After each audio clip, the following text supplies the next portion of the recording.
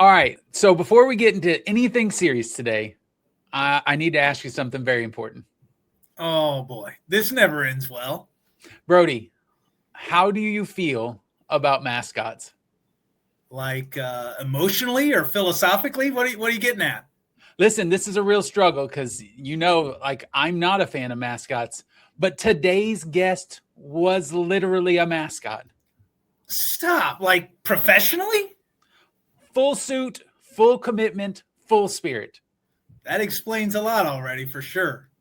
And somehow that experience makes perfect sense for someone who's now a dean of students.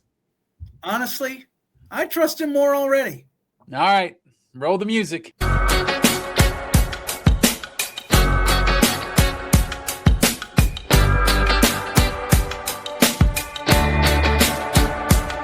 And away we go. Welcome to the pickup meeting. I am excited about today. This is going to be a good time, don't you think? I do. It's been a while since we've chatted with this guest, but he's an old friend of both of ours. I know. And listen, the things that occur in this podcast, allowing us to just connect in different ways. And until we were talking about having this guest on, I didn't really think about the fact that our paths met at different times. Yeah. You know, back in the 1900s, you were all connected in some ways. And then much later in life, as I got older and caught up with you guys a bit, we connected. And so this is like a full circle moment. It is a full circle moment. Miami University, right? Oxford, Ohio, the Red Hawks. Yes. The mid-90s. They weren't even the Red Hawks back then. Yeah, mid-90s, or as I like to call it, high school. Thanks for that reminder. It's always age jokes of some sort. So listen, like the year has started. Yep. I know. How do you transition away from my high school years?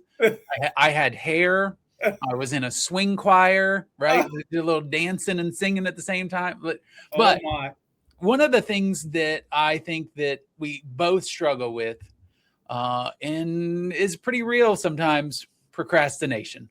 Yeah, that's true. Procrastination is a thing.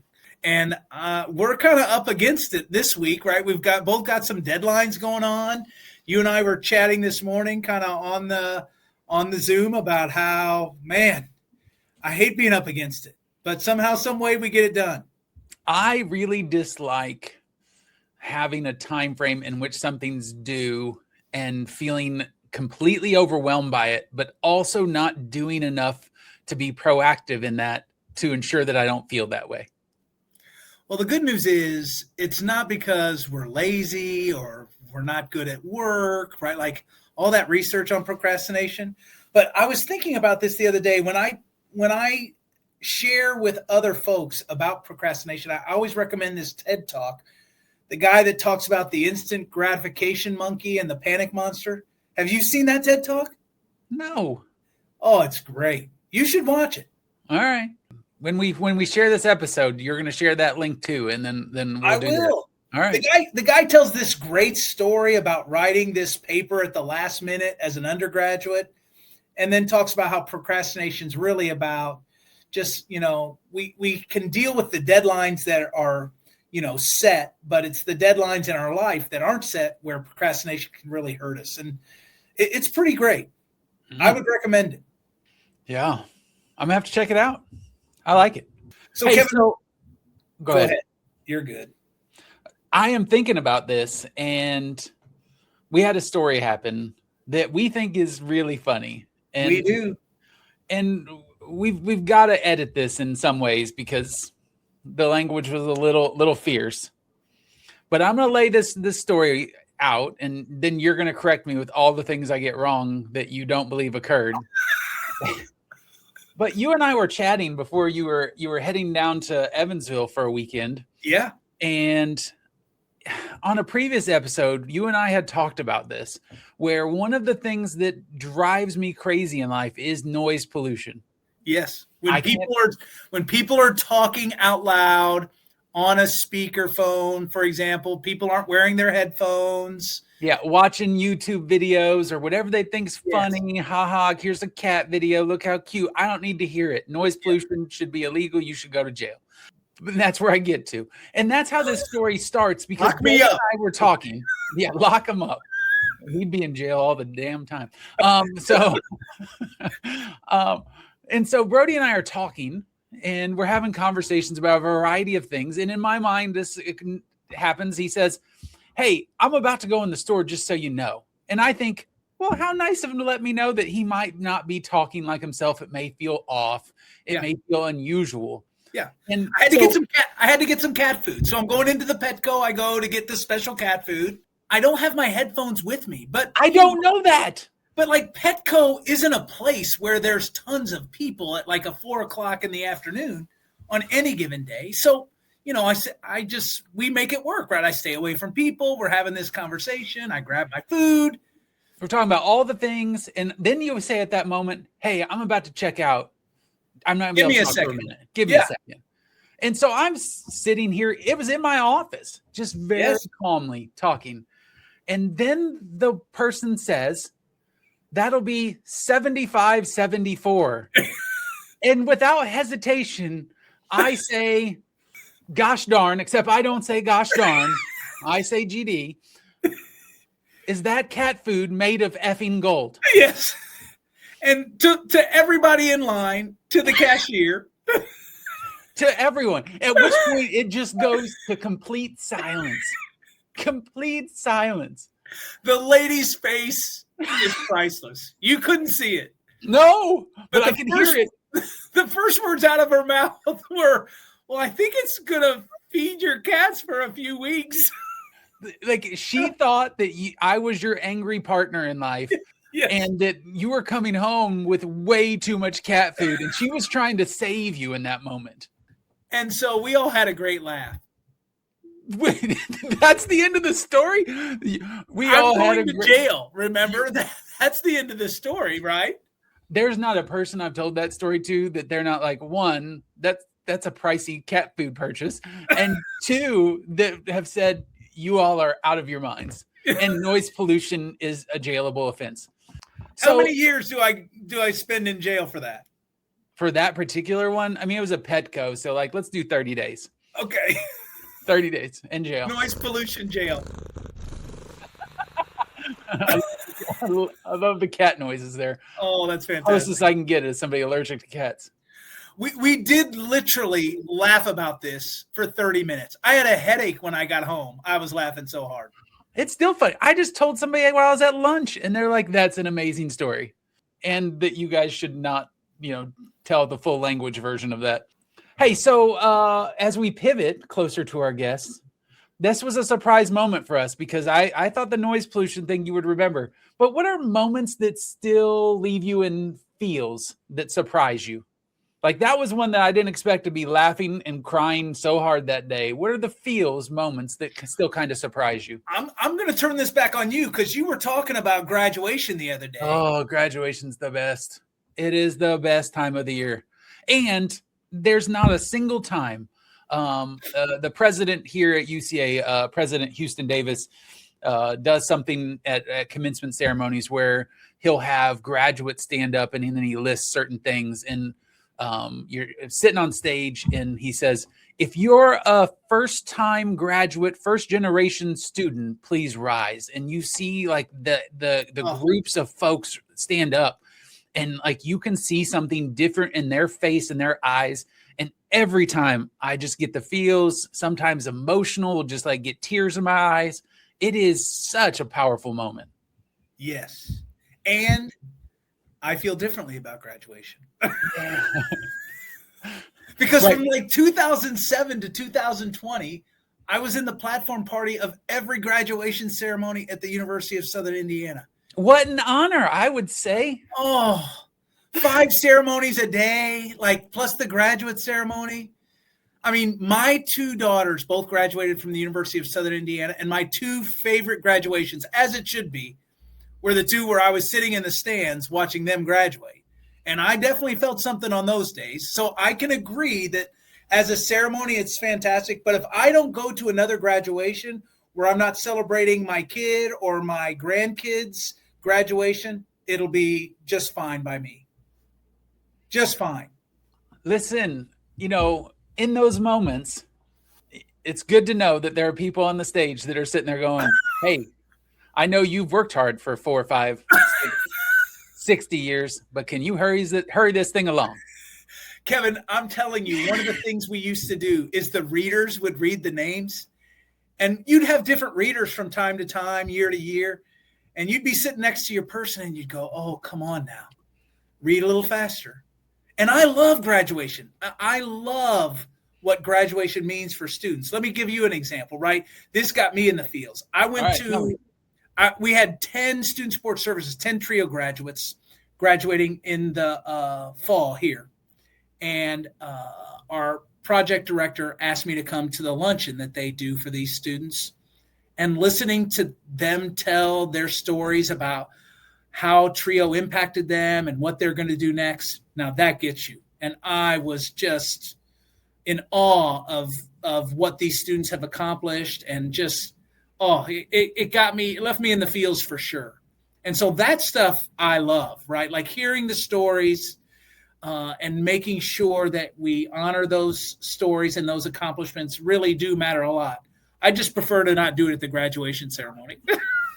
So stories and overcoming, powerful, pomp and circumstance. Less powerful. Thumbs down from Yes. Brody Bro Shears. Got it. Well, we're all thumbs up here on our guest today. Yes, we are. No doubt. And I would say that we're really, really pumped to have with us Rodney Mondor, the Associate Vice President for Student Affairs and Dean of Students at the University of Southern Maine. Rodney and I have known each other for off and on 10 to 12 years, I think, in that range. Yeah. And Rodney brings a deep experience in student affairs leadership, crisis response, and student well-being. And he also happens to be one of the most unexpected backstories, and it hits me every time. And yes, it is fully mascot related, but it hits me every time. But Rodney, we are so glad to have you here on the show. It's great to be here. Everything sounds, you hear me clear enough, yo? Oh yeah, you're great. You're great. You guys are killing me. I do have to say one of the things, I was on the stage party. I read names for like 7 years, and now I'm the co-chair for commencement. So I run the whole thing. So oh my gosh, who does too? Same thing, right? Like I love this season. This on Saturday, our commencements were Thursday and Friday. On Saturday, I'm sitting there scrolling LinkedIn, and I typed in hashtag commencement so I can see like other schools' banners and different things they're doing because I'm trying to get better. So funny story on that. You know, like when you're driving on the road and you see the construction workers and there's like 4 people in the hole and 5 people standing outside scratching their head, and you're like, What are they doing? I realized as the co-chair, and I love our facilities people and the union workers of the Civic Center who put it together, but I literally have to stay there as they're raising the seal and go, that's not center, right? You're like, well, do you not see it? And I have to like watch everything. Move it 6 feet to the left. Kevin, I was thinking about this. Maybe it's PTSD for me. Like my graduation ceremony at Indiana University in 1993, it was like 95 degrees at 10 o'clock in the morning. We were in the football stadium, which means on the ground it's probably 110 degrees. And the keynote speaker was this famous musician from Russia who I don't think he spoke English the whole time he talked. I'm like, what am I doing here? Congratulations on your 4 years of hard work. Here, now go sit in 100-degree temperatures with a big regalia and your hat and your mortarboard, and congratulations. And by the way, here's a speaker that you're not going to understand. You know what though? This was really what was happening. It's like, oh yeah, you think you're smart? Do you speak Russian? Yes, it's true. No, go you back do to not. School. Yeah, and then get a master's degree. And of course, you follow all the social media on IU. Right now, you see like Hillary Clinton speaking, and all these Mark famous Cuban speaking, and I'm like, I got the famous Russian musician. Fantastic. You did well. Listen, they knew that you were gonna want to buy an album someday of the famous Russian musician. Exactly. Rodney, it's been a few years, and so I think that folks that know you may not know about the journey you've been on, and so our connection occurred after you and Brody's in grad school timeframe. But you've transitioned from roles in advising and now more heavily in student affairs, and your current position as an AVP and dean of students. How did you get here? How did this happen? Yeah. If you wait long enough, I think everyone else just disappears and you're left standing. Dean of students, last man standing. That's great. Standing. Be careful what you wish for, because when I interviewed for grad school, I was at University of Louisville interviewing for their program, and I didn't get in. But they asked me where I saw myself in 10 years. And I was like, dean of students at a small liberal arts school. And they're like, why that? And I said, I want to be with students and help students. I don't want to deal with all that administrative BS, which I think is why I didn't get into Louisville. But fair enough. I was like, okay. But here I am. It took me 25 years, but, not 10. I think part of it was, in the course, all my positions in higher ed really were being prepared when opportunity knocked. And so I didn't know what I wanted to do going to college. And my senior year, my dean of student activities just asked, well, what do you like? And I said, I like what I'm doing now. I was an RA, I was a senior school honor society, I was a student alumni association, I was I was doing all this. I was the BMOC. He's like, well, there's this profession. You can go get your master's. I went, what? So I went and took my GREs and boom, boom, boom. And then it just I got a lot of no's because of my undergraduate GPA. And I ended up at the University of South Carolina for my master's program. But in that I had some time in between, and in January of 90, I think it was January of 90, I went over to Miami to visit a friend who was a college buddy who was going to school there, John DeRoss. And while I was there, the hall director of Brandon Hall quit, and they needed an RD. And I was like, I was an RA for 3 years and a lead RA for a year, and they're like, boom, So I basically didn't go back to Maine and got that job. So it was always these weird opportunities, just kind of freak. And I started at the University of Southern Maine 28 years ago. And I was at an ATM and I ran into someone. I said, hey, what's going on at the university? I saw a story, and they said, they need someone like you who's got this Greek life, student leadership, and understanding. They're trying to really work with the program there, and they had a failed search. You should go talk to the dean at that point. So I sent him, and this was in the 90s. So this was before really email and all that stuff. So I called and met with him, had coffee, and the next day he said, the job's yours. And so I was like, okay. So I was the director of Greek life and leadership development. And then the university was in change. And every time there was change, they said, we need someone to kind of do this. And I literally said, I can do it. Yeah. And I moved into activities, and I was assistant dean of students. And then they said they need someone in the career services to kind of talk about professional life development and how to use your education and how to prepare. And we were going into a new core curriculum, so they wanted me to kind of use that. So I moved over to career services and started going to classes to talk about how to use the core to explore and figure that out. And from there, I popped in between after graduate school, I did end up back at Miami. And so I was working as a first year advisor, and that's where met Brody and all of the others, and went through this incredible experience. It was an incredible time. But that period really was influential, because when I applied to advising, they knew me, but they only knew me from the career side and they're like, oh, you'd be great if you had academic advising experience. And then they read my resume and like, boom. And so that's how I got into advising, and I did that for 12 years. Then we had more changes, and they said we need someone to take our orientation program and revamp it. And I was like, I'll do it. And that was my focus. And so it was just kind of those things. And then we had a dean of students switch over, and we had an interim, and then the interim pulled out. And so I kind of like applied and was like, I'll keep it quiet, but if he doesn't stay in, I will push for it. But otherwise, he pulled out of the search. So I said, well, I'm in it. Actually, I was not the first choice. So I kind of, again, it was, they had four candidates. I was number 4. They brought 3 to campus, and they told me this, right? And then all of a sudden they called me in. They says, well, one of them has left, dropped out of the search. So now you're number 3. So we'll bring you in. I was like, okay. And then I interviewed, and they offered it to someone else.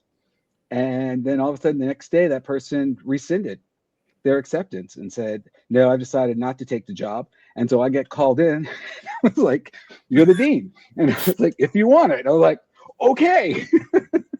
Wow. I tell you your story, right? And like, I remember this from our time in NACADA, because I think some of the NACADA involvement is similar to what you're talking about from career, is that you raised your hand, right? Like you said, oh, I'll do that. Oh, you need help here? I'll be here. And so there's like a story of like persistence and doing the extra things that stand out to points that when opportunities come along, you are considered and thought of and wanted and desired, and all that's great. The other thing that stood out to me is that I felt like a freshman there for a minute, because I had to think what BMOC meant. And then I got to big man on campus, and I was like, oh, okay. It really took me a while, that answer. And so I felt like that freshman that was learning things and all the code, and all the talk and BMOC. I was like, I don't know what that is, but I'm going to find it in my head and figure it out in this very moment. So for listeners at home, BMOC, big man on campus. You know, Rodney, I was thinking about Miami. Like, I think about my professional life a lot. And those positions, those RD positions in the 90s where you were doing academic advising and housing, I'm like, there could not have been a better preparation for all of the things that you've been involved in. And I'm so grateful for that opportunity. I know that they don't do it that way at Miami anymore, but gosh darn it, right? Running a residence hall, working with RAs, seeing students outside of the classroom, and then also serving as the academic advisor for a certain number of those folks in the halls. Can you speak to that a little bit more, how great you thought that experience was? Because you mentioned it early in your response, and I just loved my time there and that work so much. I would have probably done that job forever if there. I think for me, the part of it was that component of understanding the whole student. So as a hall director, you spend a lot of time to Kevin, who, broke a window because he might have had a little too much to drink Friday night. And now we're dealing with it the next day, versus having the academic side where it's Kevin, who broke the window Friday night after a few drinks, who grades have been slipping or is in a major that they don't want, which we saw a lot of that at the time in Miami. And so there's a lot of struggle. So you've had this well-rounded picture. And that has always been kind of like my mantra of understanding, like it's more than just what is presented to you. It's like to ask the follow-up questions and what have you. And that was really interesting, was when I defended my my master's comprehensives with my faculty advisor and another advisor. They were trying to get some information, and they read the question wrong. So they asked me a question that wasn't relevant to the actual comprehensives.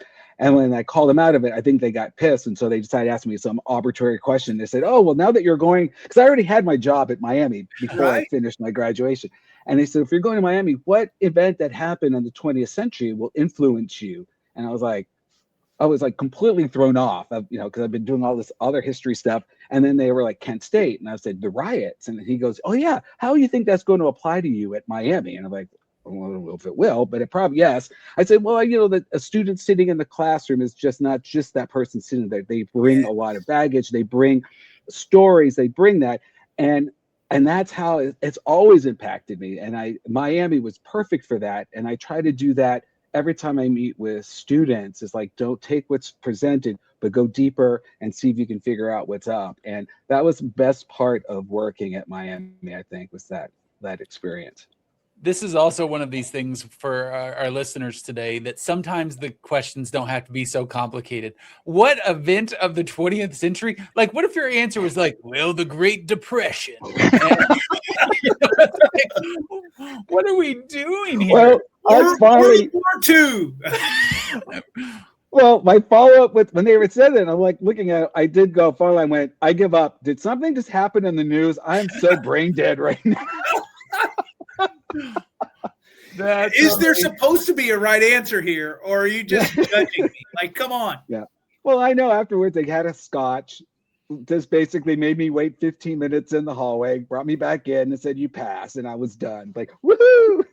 The 1900s, man. Kevin, you just don't understand. I don't. I kept thinking about this story that was like, well, 5th grade was cool at that point. You know, I don't know. Free internet education, man. Super fun. That's right. Rodney, you're also in a position right now that I have a great deal of admiration and empathy for. I think that's the right phrasing. There are probably other words that would fit here. Because I think that what you do is one of the worst jobs that you can have on campus, because it's so hard. And the layers, right? From even when you said 25 years ago that this is what you wanted to do, 25 years later, the amount of policy and procedure and documentation and discipline and judicial and all of these things that it's become. So I asked that terrible intro part of this question to get to this point. What are the things that you love about your job that balance out those things that we all know are not easy parts that, you know, are those top priorities that you have? I'm big on being proactive as much as possible instead of reactive. So like trying to figure out what students need to know and help them beforehand. One of the things that has always been a part of me, and part of it's because I'm ADHD, diagnosed, I can't sit still, is that I always am walking around campus. Always going to offices. I prefer it. I hated Zoom land. It's crazy. But I love that I can just walk around. I walk around the dining hall. I go see students. They come to me, and I get to hear their stories, you know, the good and the bad. So the good times is I get to hear the good stories more when I'm walking around campus versus them coming to my office, because then it's always bad. And we're like, okay, how do we fix this? And, you know, I wish I was a serious drinker, but I'm not. So I don't go home and say, take one. I go to the gym.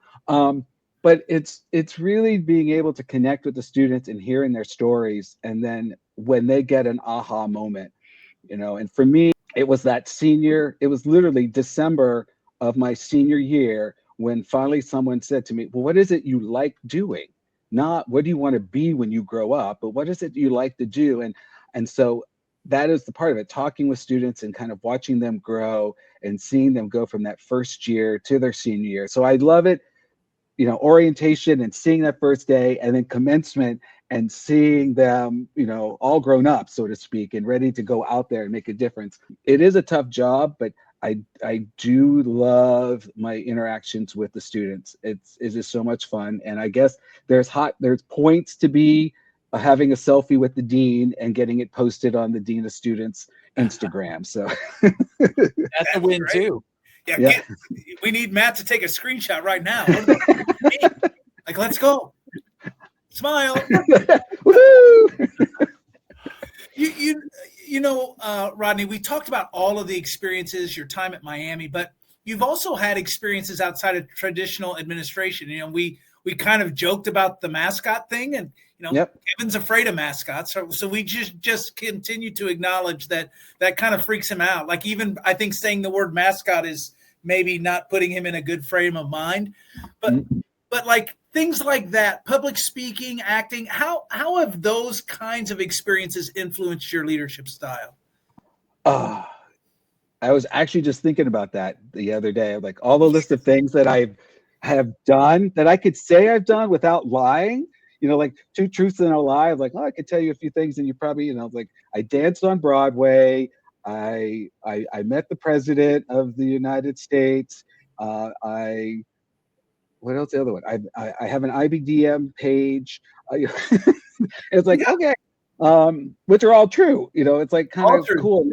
I think it's part of it is taking advantage of life. And so I've always been that way of like, say yes, and I get these incredible opportunities. And so I've always practiced that. And I try to show that. I try to be very public with that to students, to saying, say yes, try things, don't be afraid. You get these incredible opportunities. And all these opportunities were just because I tried. And so I was basically the mascot thing I did a day, like the USM's day at the Sea Dogs, and I said, hey, let's have a barbecue. We'll go to their barbecue area. We'll get staff to go. And so I wore the USM's mascot to do that, and I hung out with Slugger, who their Slugger was as their Sea Dog, and from that, they were like, oh, we like that. Can you come back? We could do another thing with kickball. And I played the games. Like, sure, I'll do it. I mean, I was just having fun. I had the time. Like, what's going on? Like, young, I'll wear the suit. I did it in college. And then they said, well, we need a replacement. Will you come and audition? So I did. And because I've done things before, like the music they picked, I knew the song and I knew how it ended.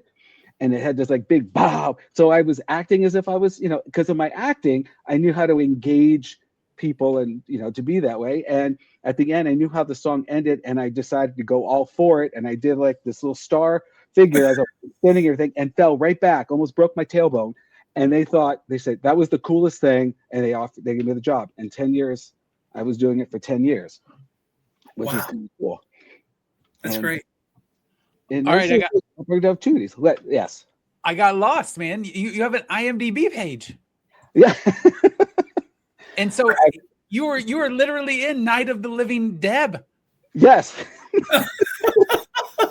And see, that was the other thing of just saying yes, is that the director went to college with me. So I knew the director, and he was doing this movie. A friend told me, and again, being prepared is, with technology, I had a face shot on my phone. I was able to send it to their casting director, like on the spot. They say, yeah, come on and do this. I go in to do basically just be an extra. The person working stunt says, he knew me. He goes, you used to be the Sea Dog. I said, yes. He goes, can you do stunts? I was like what? He goes, fall back on your back. I'm like, well, that's how I got the job. So he said, okay, you're going to be a named character, and they're going to shoot you in the head, and you're going to fly back on a mat behind you. I was like, okay. I didn't ever done stunts. And then that's how I became that character. So I got a named character, and I worked with the leads. He shoots me in the head. But then they called us back and they said, hey, we need some extras. So I show up. They did some extras, and said, pull me back because you don't see me. I've already done the shot. And on the last day, they needed help, like people all over. And I run into the director. He goes, why are you here? I said, Michelle said they needed extras. If you want, I'm out. And he goes, you know what? Let's make it a thing. Brings me over to makeup, says, make him look different. And then I became a different zombie who chases the leads and eats someone. So it became this running joke that I was like all these different people. And the camera guy goes, oh, we've got the Rodney butt shot. Okay, we're all good. Rodney played Jerry Sanchez or Chavez, right? Yes. Yeah, and Night of the Living Deb. And then this one I like a lot, school administrator in The Witch Files. Yes. How much of a stretch is that one? Yeah. Yeah, and stressed out. I was a stressed out school administrator. So just playing yourself at that point. Everyday Rodney. Yep. And I had one line, and I knew that the line was instrumental in the story, so it wasn't getting cut. So I didn't care. I mean, I tried my best, but I said, but even if I screw it up, it's got to be out there because my line is key to solving the mystery. That's so great. Listen, there's a lot of firsts happening here on this episode. Yeah. I loved when you said take advantage of life. Like, that's a great way to kind of frame all of your activities and the way that we think about students' experience at the university. And it's gotten a lot more complex and difficult for students. There's no question about that. So I was thinking about your role and kind of what you said there. What do you think are some of the biggest challenges in supporting student success and well-being today? Oh gosh. Yeah, that's a great question.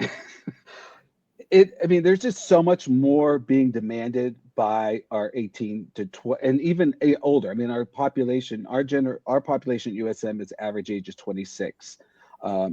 But there's just so much more that is required of them in life. And it's harder for most students to do the traditional go to college for break, go home for break, get back and do that and just focus on that. And they can't. And they are taking care of family, their expenses. Now remember, a lot has changed, and the biggest thing that's changed is that all the requirements is like for like Brody and I, Mike, Kevin, you probably don't remember, but Brody and I we didn't have cell phones, we didn't have computers, we didn't.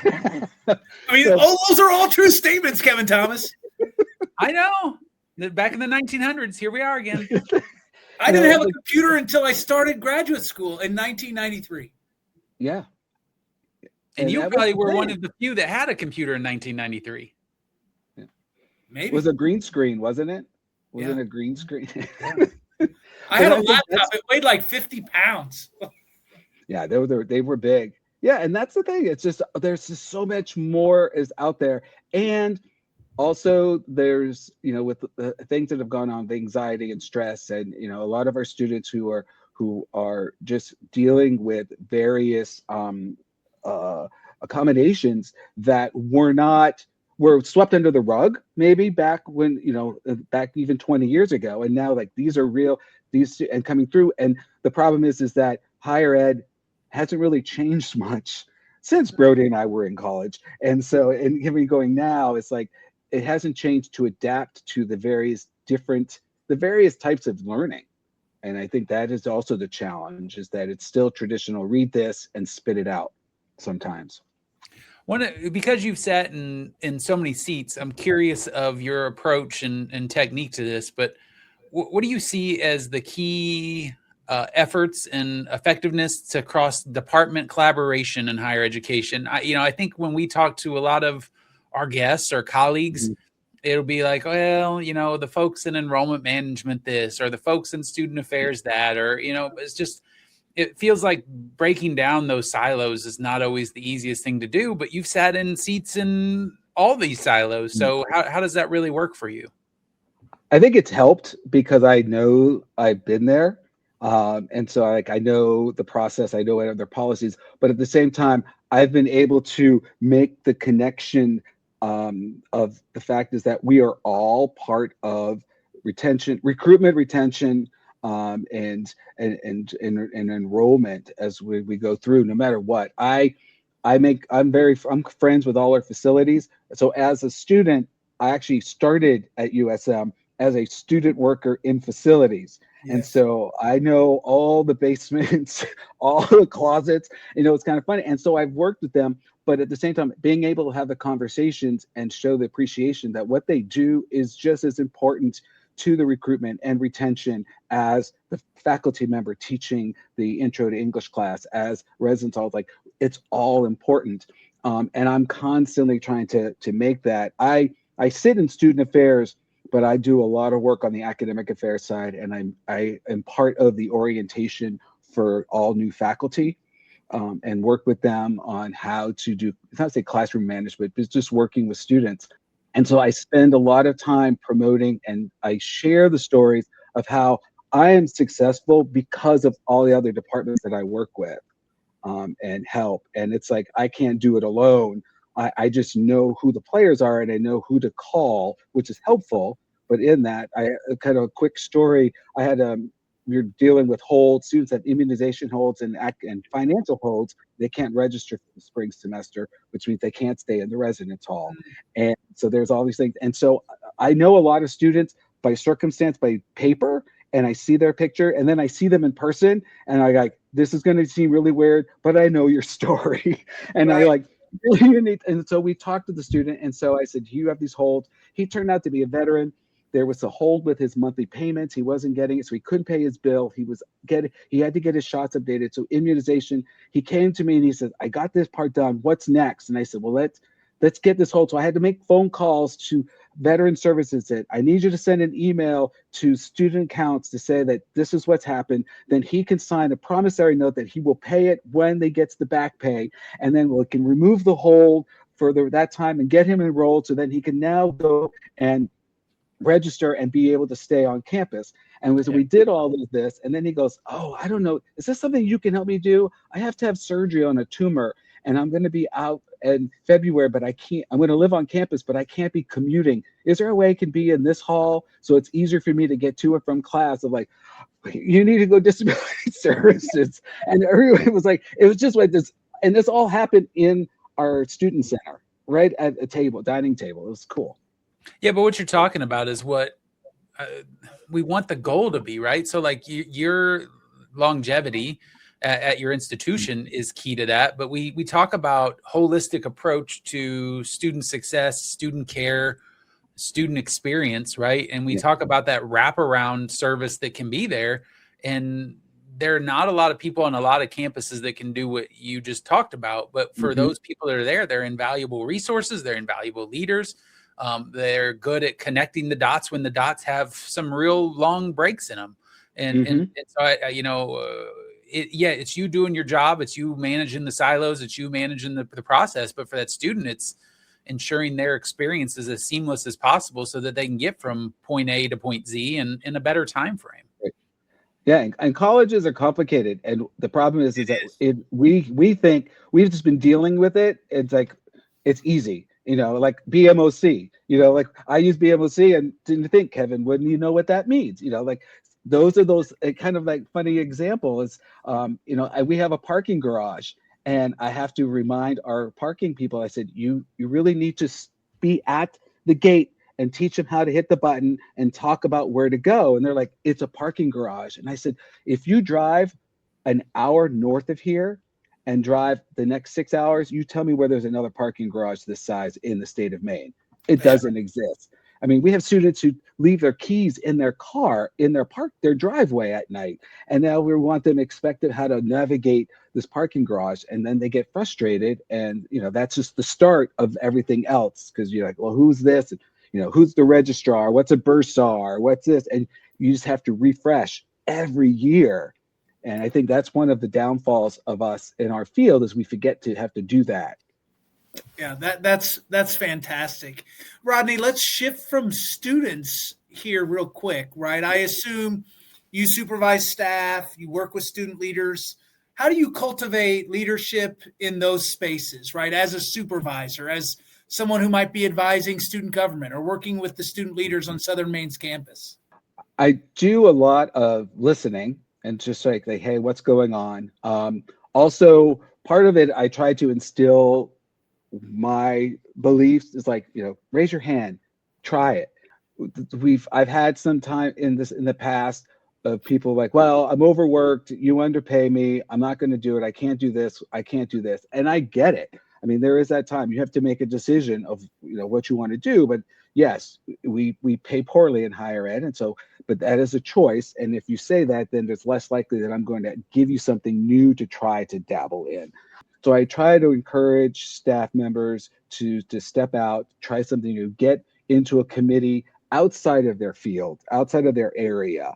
Like hall directors can easily get siloed into just res life, and then it's hard for them to find a job outside of res life if they want to do that. So you've got to get into it. So I'm always trying to find those different opportunities, like work on budgets, work on various committees, and try something, do something in academic side. And of course, take advantage of your benefits. If your university is paying you to pay for your classes, take classes.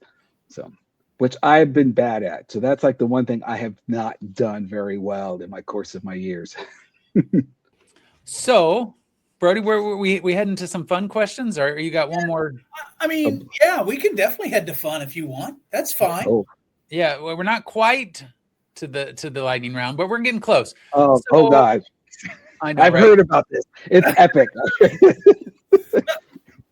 So one of the things that I think is super interesting, and yes, this is because I have a completely irrational fear of mascots. But for the love of all that's good, Rodney, like Yeah. how did this become to where at certain points you were the Easter Bunny at the White House? No, I wasn't the Easter Bunny. He does Okay. look like that. I was invited to wear a different costume called a Wompke, Wompkee. It was actually made for someone in Maine. They have a book. They have songs about the Wompkes. They're kind of like the Smurfs, but green. And so you could check that out. And we were invited after we did the Macy's parade, invited to the egg roll with the Obama administration. So I did that. I got to do that 2 years in a row. So you met Obama.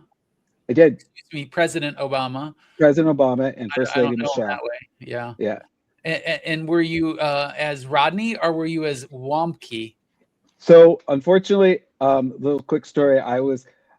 We had special orders that at a certain time we were supposed to get off the South Lawn, and for a reason, all costumes had to get off the South Lawn. I got stuck in this pin area with kids and lost track of time. And then I was told, do not move. And it was when President Obama and Michelle Obama came on the ground, and I was told I had a red dot on my head the entire time. I was like, okay. And I just sat on a hail bale and did not move. So if you saw President Obama now, you'd be like, you don't remember me because I don't have a costume on or a red dot on my head. Yeah. But wow. That's frightening. It's not just, and you mentioned it. You've done Macy's Parade how many times? 7. I think 7. Yeah, this is a lot, man. Like, and you were doing this when you and I were very close and seeing each other on a yearly basis. And I have a complete irrational fear because I don't know who the adult is that's in the costume, and neither did the FBI, President of the United States. Secret Service. And so that I find it creepy that you just have some adult in a costume going around and tickling and like hanging out with kids, and we don't know who you are. But it always makes it better when it was you. Yes. Oh, and it goes both ways. Not to go to, because this could be a whole nother segment, but there's some times where people think I was maybe not a man because of the flips and splits that I would do, and I would get touched inappropriately. So it goes both ways. Oh my. Maybe over a drink we can talk about those. There's so many layers to this one. Now, did it I thought the Wonkies were like like swoofs. Didn't they have like a show that had like the green Smurfs, and when the Smurfs got sick they called them Smoofs? I can't remember. Maybe I'm Smurfs were blue, Wonkies are green. Yeah. Okay. I swear they called them Smoofs and they were green too. I don't know. It could have been the evil ones. The 80s. Maybe. Yeah. I mean, that was a long time ago. Yeah. There was a lot of LSD in the 80s, I think. I'm not sure. Golly. This show has fallen off the hinges. So I have one more serious question, Ron. Okay, go, Mr. Serious. We gotta get back on track a little bit. Okay. Come on. Okay. All right. So, you've done so much in your career. Who've been those pivotal mentors or influences in your career? Oh gosh. So the first was Dean Lucy, who was the one who put me in this direction by asking the question. He has since passed. He was the Dean of Student Activities. And I go back to campus and they still have this chair. I believe it. I don't know why they haven't moved it. Maybe for that same reason. There's a chair that's in his old office. And I go sit in it and I go, this is where my whole life changed. And then after that, this also speaks to the budget issues at universities that you're just keeping these chairs around for this long. So exactly. And then, the other one is our friend and colleague, Charlie Nutt, who really helped me grow as a professional in advising, and has just been a friend, a colleague, and a mentor, and pushed me. When I needed a kick in the ass, he would give me the kick and the support, and he's just always been there. And I'm where I'm at now because he's like, don't give up, follow your heart. And so now I'm in my dream job. I am. And as I look at that, everyone goes, when are you going to retire? And my spouse says, I don't know if you ever will retire because you love your job too much. And isn't that a great feeling to be where you wanted to be? Yeah, where I want to be. Yeah, no, I'm just saying you're where you want to be and in the position you want to be in. And so it's nice to finally to get to that point and feel that. I'm lucky. I am lucky and blessed. Well, definitely, I think the job earned, and now you're going to have to earn some of our lightning round questions. Oh, gosh. It's time for the fun. Lightning round. Yes. That's Here we go. That doesn't get old. Ever. So, Rodney, I'll ask this first question. Best Miami memory? Oh, my God. Miami beat Bowling Green after they had a 2-year losing streak. And the students rushed the stage and took both goalposts out.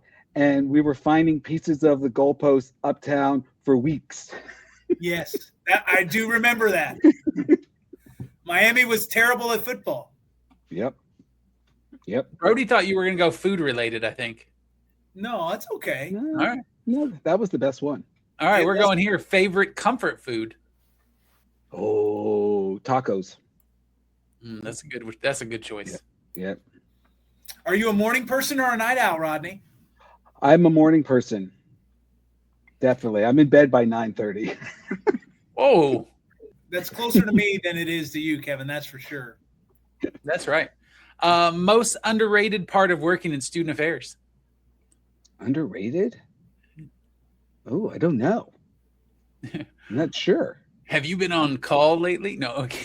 Oh, I am on call, but when I first became dean, I was on call alone for a year, straight out. So yes, I'm over that. Best campus tradition you've ever experienced? Convocation at Miami was pretty cool. I don't know if they still do it, but when we would have the book and we all gathered with the students for that, it was really cool. Yeah. It was really I tried to get that back. That was pretty cool. Yeah. What's your go-to for relieving some stress? I go to the gym. That's why you're so ripped. Yep. You're stressed out and just getting jacked at the gym. But you've been a runner. I don't know if you are anymore, but you were a runner at some point, and you've been very active beyond going to the gym for those type of things. Yeah, I did the Boston Marathon, but as a military ruck with a backpack. Oh my God! In 2017. Wow! Look at you, champ. That's great. What's the first job you ever had, Rodney? The first job, like as in the career, or like as in high school? In life, like yeah, sure. Oh, my first really like full-time job is I worked at Welby Super Drugs in high school. Oh, actually, I take that back. I will go as in the military. I was a bagger at the commissary on the Air Force Base, and I saved a ton of money so I could go on a summer trip to France, and I did it all on tips as a bagger. That's awesome. Wow. I bought my first car with the money I earned as a newspaper carrier. Yep. That's amazing. Well, they were cheaper back then. They were cheaper back then, no doubt. Preach. One word colleagues would use to describe your leadership style. Oh, engaging. Okay. God, that's a great word. Most meaningful thank you you've received from a student? Actually, I just got a card. So I do a weekly email called the Dose, Dean of Student Email. And in it, it's like highlights of what's going on, different things picked. And then at the end, I have the Dean Thoughts. And this year, I was writing about various topics, but in regards to, getting out there, being, don't take everything for what it is. Challenge, where does this come from? Find the meaning in things. Don't rely on social media and this. And it was a little political, but not so much. But a student wrote me a handwritten card and mailed it to me saying, I read your dose last week and thought how political, but in a good way. And I appreciated you being out there and putting it out. And I was like the coolest thing that I said, oh, someone's reading it, but they sent a card. They didn't send me an email. They actually hand wrote a card. So it's on my desk. Isn't it amazing how a handwritten anything all of a sudden just hits you differently? Yeah. Mhm. That's fantastic. Mhm. If you weren't in higher ed, what career might you have chosen? Oh, ooh, I'm stuck on two. But one, I've always had this fascination of being a bartender, which would kind of be cool because you just hang out with people. And the other one is, I think I would have been a pretty cool flight attendant, but it's all because of my OCD components, because I like how everything has its place. And I will sit on a flight and I just watch flight attendants because I just love how everything has a place and goes and click, click, and it's gone. It's like, I'm like, I'm very relieved when I watch them close all the little things. Wow. That's amazing. Like dean of students and flight attendants, two jobs I would never ever want. And Rodney's like, let's go. I'm ready for both of them. Like, I mean, I think about flight attendants all the time. How do they never not spill anything or drop anything? They're perfect in every way. I've never had any beverage spilled on me. I've never seen that happen. Like, maybe I'm crazy, but that job's got to be so hard. Yeah.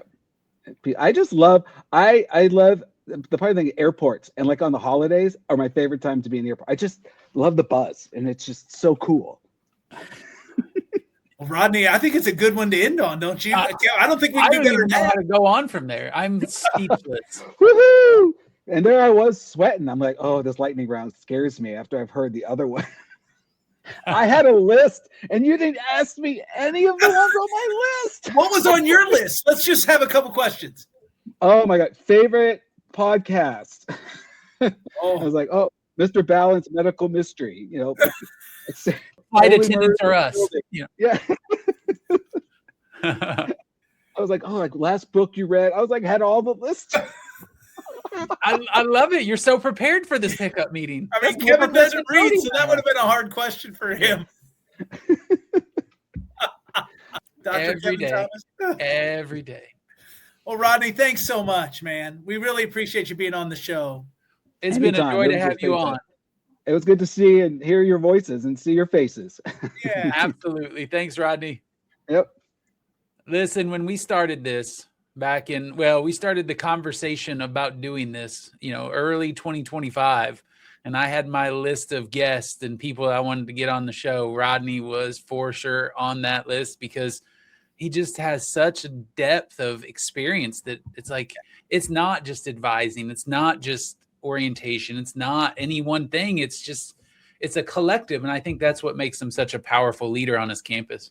Yeah. What I admire about Rodney is something that I've tried to do in my life, which is, we're all just normal humans, but we're trying to live and take advantage of all life has to offer. And I just really appreciate that idea and that approach that he talked about earlier in the interview, right? Like just taking advantage of life and kind of sucking the marrow out of it. And he kind of embodies that principle so much. When I knew him at Miami, just such an engaging personality, wonderful human, and really a fantastic professional too. Wow.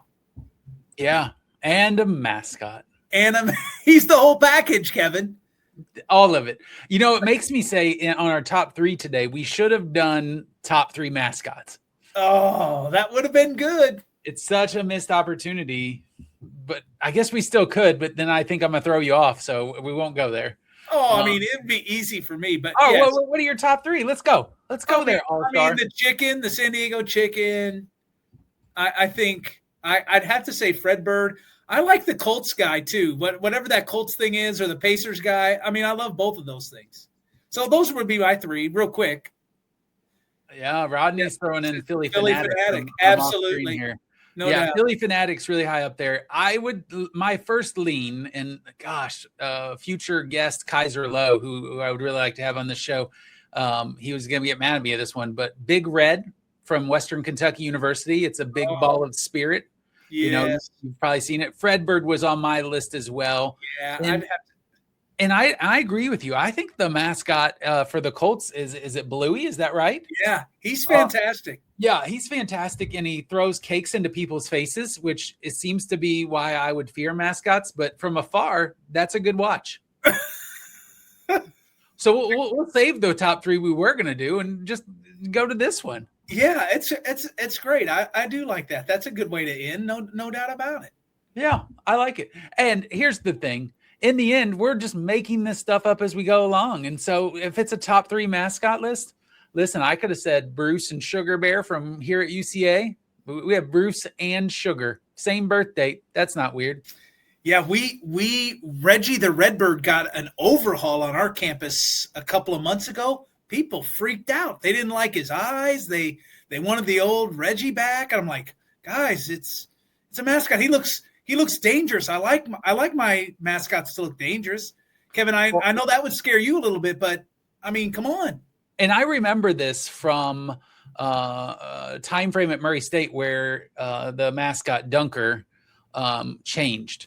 And it went from Dunker to like steroid Dunker, right? Like all of a sudden it was like, holy muscles, Dunker. Like, I don't think horses are supposed to look like that. Yeah. You've been juicing. It's carrot juice, but you've been juicing. Or apple juice could work too. Or I don't know what horses eat and drink. I have no idea. But I will say this, right? We didn't really touch on the crux of this issue beyond my like strangeness of like who's in a mascot costume. When I was in college, the mascot was down the hall, and I did not know that. And so at every sporting event that we're going to use the words SOB, that SOB would come up and would pop my hat off and just, like, it's so funny. Look at me knocking your hat off and taking it and all these things. And everybody but me, I think, knew who the mascot was, and they thought it was all hysterical. Listen, this went on for like quite some time, and it left some real trauma that I work out with my counselor on a very frequent basis. That is perfectly clear based on your explanation of what's happening. There's no doubt you've got some issues. I think at one point, even after I learned who it was, they would like take the mascot head, and I would wake up from a nap in my residence hall, and the mascot head was there a la Godfather, right? Like, and it's a horse. Like, it's literally a horse. It just didn't have all the blood and stuff. But, it was a whole lot of layers. A warning shot for sure, Kevin Thomas. You stay in line. Like, don't mess around. They're coming at me. Don't mess with Dunker. Okay, enough about mascots, right? Hey, until the next pickup meeting, keep showing up, staying curious, showing care, be good, do nice, whatever it is. That's it.